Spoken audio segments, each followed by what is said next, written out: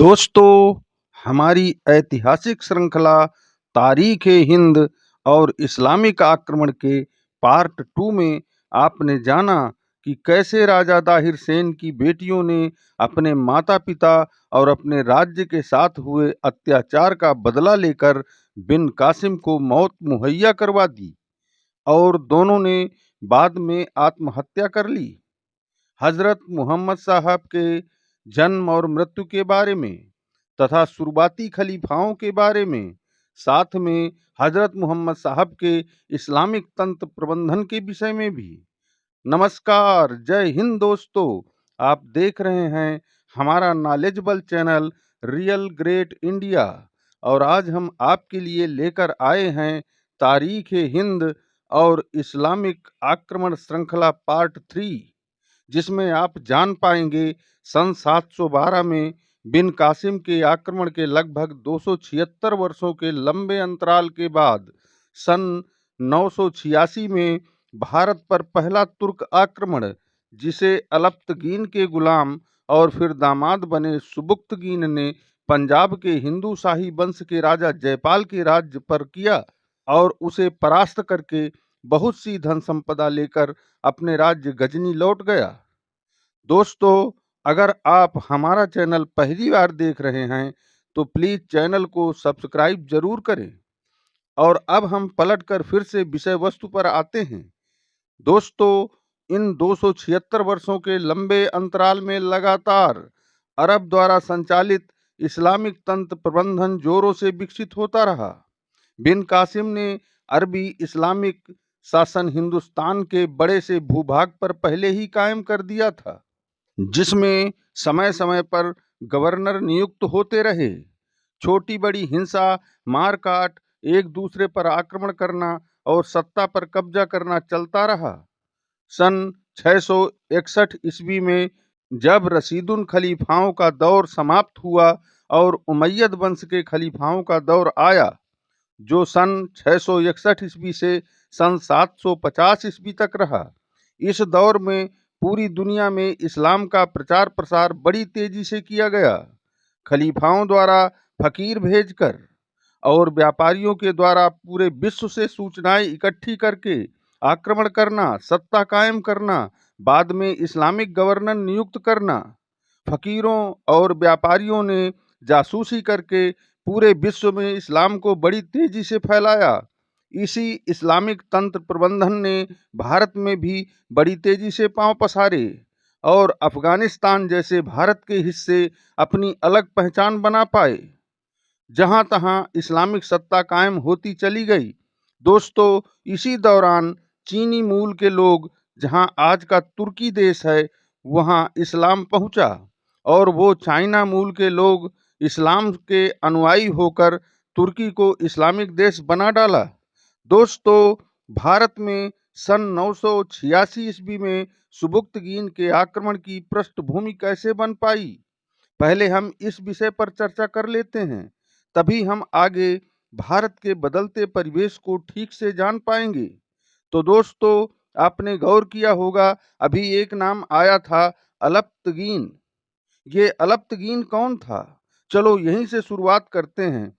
दास प्रथा तो बहुत पहले से चल रही थी और उस समय भी थी। उज्बेकिस्तान में बुखारा नामक प्रांत में एक अमीर था। अलप्तगीन उसी अमीर का दास था। उस अमीर का काम दास बनाना, खरीदना, बेचना या फिर किराए पर देना रहा करता था। वह दास खरीदकर उन्हें सैनिक ट्रेनिंग देकर किराए पर उठाता था, जो लड़ाई में भाड़े के सैनिक के रूप में युद्ध किया करते थे। अलप्तगीन भी किराए पर युद्ध में भेजा जाता था। एक बार अलप्तगीन को उसके मालिक अमीर ने उसे बुखारा के सामानी वंश के शासक अब्दुल मलिक की तरफ से युद्ध करने भेजा था। अलप्तगीन के युद्ध कौशल और इस्लाम के प्रति उसकी निष्ठा से राजा अब्दुल मलिक बहुत प्रभावित हो गया और वह उसके अमीर मालिक से उसकी कीमत चुका के खरीद लिया और अपना गुलाम सैनिक बना लिया। बाद में उसकी योग्यता और दूरदर्शिता तथा इस्लाम में अपार निष्ठा के कारण अब्दुल मलिक ने उसे खुरासान प्रांत का गवर्नर नियुक्त कर दिया। कहाँ एक अमीर का गुलाम, अदना सा भाड़े वाला सैनिक, और कहाँ अमीर और खुरासान का प्रांतपाल गवर्नर। भाग्य ही चमक गए अलप्तगीन के। बाद में सन 961 ईस्वी में अब्दुल मलिक की मृत्यु के बाद उसके चाचा और भाई में सत्ता संघर्ष हुआ। अलप्तगीन ने भरसक प्रयास किया कि अब्दुल मलिक का चाचा गद्दी प्राप्त करे, पर बात बन नहीं पाई और अब्दुल मलिक का भाई मंसूर मलिक गद्दी प्राप्त करने में सफल रहा, जो अलप्तगीन जैसे महत्वाकांक्षी व्यक्ति को कतई अच्छा नहीं लगा। उसके मन में अब गवर्नर नहीं बल्कि स्वतंत्र राज्य स्थापित करने की इच्छा प्रबल होने लगी। इन परिस्थितियों के चलते वह मध्य एशिया से भारत की ओर यात्रा करने निकल पड़ा। उसके पास खुरासान के गवर्नर काल में अमीरी और कुछ संपन्नता तो आ ही चुकी थी। वह अपने 1700 दासों के साथ, जिन खरीदे और बनाए हुए 1700 दासों में लगभग 800 प्रशिक्षित सैनिक योद्धा बन चुके थे, जिनमें से एक योद्धा दास सुबुक्तगीन भी था। उन्हें लेकर घोड़ों और गधों के काफिले के साथ पहले आज के अफगानिस्तान पहुंचा। वहां का माहौल देखकर अलप्तगीन को वहां तुर्की इस्लामिक शासन कायम करने का अवसर दिखाई दिया। अफगानिस्तान उस समय कमोबेश भारत ही था। उस समय सन 961 ईस्वी चल रहा था। उस समय से 251 वर्ष पहले सन 712 में मोहम्मद बिन कासिम सिंध, अफगानिस्तान तथा भारत का बड़ा सा एरिया जीतकर उसमें अरबी इस्लामिक शासन कायम कर चुका था। पर 251 वर्षों के लंबे अंतराल में वहां सत्ता परिवर्तनों के चलते वहां का परिवेश अलप्तगीन को सत्ता कायम करने की ललक प्रबल कर चुका था।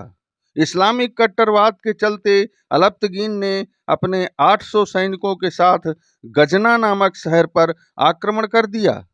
गजना में उस समय लबीक नाम के राजा का राज्य था। गजना उसकी राजधानी हुआ करती थी।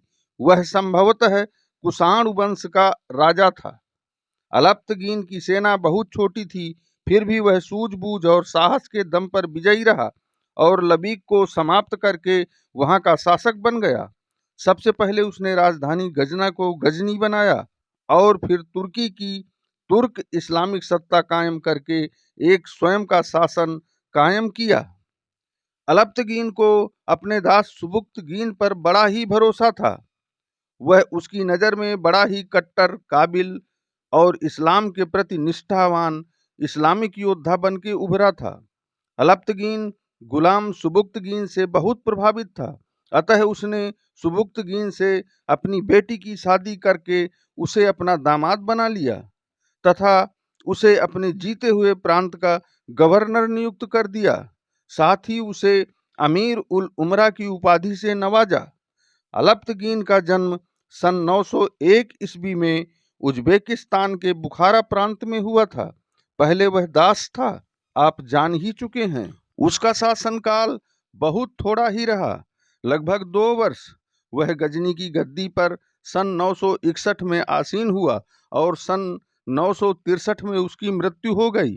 अलप्तगीन की मृत्यु के बाद उसका बेटा इसाक गद्दी पर बैठा और सन 963 से सन 965 तक ही शासन कर पाया तथा उसकी मृत्यु हो गई। इसके बाद अलप्तगीन का एक वरिष्ठ दास विलगेतिगिन सन 966 से सन 975 तक शासन पर काबिज रहा। इसके बाद सन 975 से सन 977 तक बोरीतिगिन शासक रहा। इसके बाद अलप्तगीन का दामाद सुबुक्तगीन, जो गवर्नर था, उसने सत्ता अपने हाथ में ले ली और गजनी का शासक बना। वह 977 में गद्दी पर बैठा और सन 997 ईस्वी में उसकी मृत्यु हो गई। सुबुक्तगीन ने 20 वर्षों तक एक सुदृढ़ शासक की तरह शासन किया। सुबुक्तगीन एक योग्य तथा अति महत्वाकांक्षी शासक सिद्ध हुआ। उसने अपनी सैन्य शक्ति को बढ़ाया तथा राज्य विस्तार करना भी शुरू कर दिया।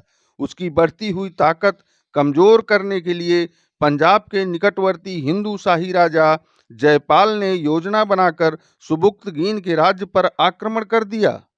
इस युद्ध में कुछ विषम परिस्थितियों के चलते राजा जयपाल सुबुक्तगीन से परास्त हो गए और उसे सुबुक्तगीन के साथ एक अपमानजनक संधि करनी पड़ी, परंतु वह अपने राज्य लौटते ही संधि से मुकर गया। तब सन 986 में सुबुक्तगीन ने पंजाब के राजा जयपाल के राज्य में आक्रमण कर दिया और राजा जयपाल को उसी के गृह राज्य में घुसकर बुरी तरह पराजित किया। तब फिर उसे संधि की शर्तों को स्वीकार करके मुस्लिम शासक के समक्ष झुकना पड़ा। सुबुक्तगीन ने पेशावर आदि भारत के कई भागों को जीता और पेशावर में अपनी सेना का एक जत्था नियुक्त कर दिया जो उसके जीते हुए प्रदेशों की देखरेख कर सके। इस मुहिम में सुबुक्तगीन ने भारत में बहुत ही क्रूरता का प्रदर्शन किया तथा बड़े बड़े कत्लेआम किया। हम सुबुक्तगीन द्वारा किए गए लूट, राज्य विस्तार और कत्लेआम को बिन कासिम के द्वारा किए गए कत्लेआम को पहला और सुबुक्तगीन द्वारा किए गए कत्लेआम को दूसरा इस्लामिक कत्लेआम कह सकते हैं। सुबुक्तगीन सन 991 ईस्वी में बहुत सारी धन दौलत तथा बहुत सी औरतों और पुरुषों को गुलाम बनाकर गजनी वापस लौट गया। उसकी मृत्यु सन 997 में हो गई। उसने लगभग 20 वर्षों तक एक सफल शासक की भूमिका निभाई। सुबुक्तगीन के 2 बेटे थे जो अलग अलग माताओं के लड़के थे। बड़े बेटे का नाम महमूद गजनबी था जो आगे चल के भारत भूमि पर 17 बार आक्रमण करके अपने आप को इतिहास में काबिज कर गया। महमूद गजनबी का जन्म सन 971 ईस्वी में गजनी में हुआ था। महमूद गजनबी की माँ कोई बहुत बड़े रसूख वाली महिला नहीं थी, बल्कि पहले वह एक गुलाम ही थी। सुबुक्तगीन का दूसरा बेटा इस्माइल, जो गजनबी से थोड़ा छोटा था, उसने सुबुक्तगीन को थोड़ा अपनी ओर कुछ अधिक आकर्षित कर रखा था, क्योंकि वह अधिक रसूख वाली बीवी, जो उसके मालिक अलप्तगीन की बेटी थी, उसका बेटा था। दोनों भाइयों में बिल्कुल भी नहीं निपटी थी। बात बात पर एक दूसरे को ताने और अपमानित करने से जरा भी नहीं चूकते थे। कई बार तो सुबुक्तगीन को स्वयं आकर मध्यस्थता करनी पड़ती थी, वरना एक दूसरे पर हथियार भी तान लेते थे। इन्हीं सब हालातों का फायदा इस्माइल को मिला और सन 997 में सुबुक्तगीन की मृत्यु के बाद छोटे बेटे इस्माइल को शासक बनाया गया। दोस्तों, पर महमूद गजनबी ने अपनी लाबी अलग करके इस्माइल के खिलाफ बगावत कर दी तथा इस्माइल के साथ धोखे से कुछ ऐसा कर दिया कि फिर शेष जिंदगी वह खड़ा भी नहीं हो सका और सन 998 में महमूद गजनबी गजनी का शासक बन गया और सन 998 ईस्वी से सन 1030 ईस्वी तक एक सफल सुल्तान रहा। महमूद गजनबी को अरब के इस्लामिक खलीफा अल कादिर बिल्लाह ने धार्मिक चोंगा धारण करने को दिया और धर्म का संरक्षक अमीन उल मिल्लत की उपाधि भी दे दी और किसी तुर्क को पहली बार एक सम्मानजनक उपाधि सुल्तान की उपाधि प्रदान की। सुल्तान की उपाधि हासिल करने वाला गजनबी पहला तुर्क शासक था। दोस्तों, महमूद गजनबी ने भारत में 17 बार आक्रमण किए और हर आक्रमण में उसने भयानक क्रूरता के साथ कत्लेआम और लूटपाट की। मंदिरों को तोड़कर हमारी धार्मिक आस्था को मटियामेट किया तथा इस्लाम धर्म स्वीकार करा के हमारे धार्मिक परिवेश को कमजोर किया। 17 बार में हमारे भारत की कितनी महिलाओं और पुरुषों को दास बनाया होगा तथा कितनी संपदा लूटी होगी, इसका अनुमान और बयान करना तो मुश्किल ही है। आगे आने वाले वीडियो में हम गजनबी के आगे किए गए आक्रमणों के बारे में विस्तार से चर्चा करेंगे। आगे की घटनाएं सटीक जानने के लिए हमारी श्रृंखला तारीख-ए-हिंद और इस्लामिक आक्रमण के पार्ट 4 में अगले सप्ताह जरूर देखें। धन्यवाद।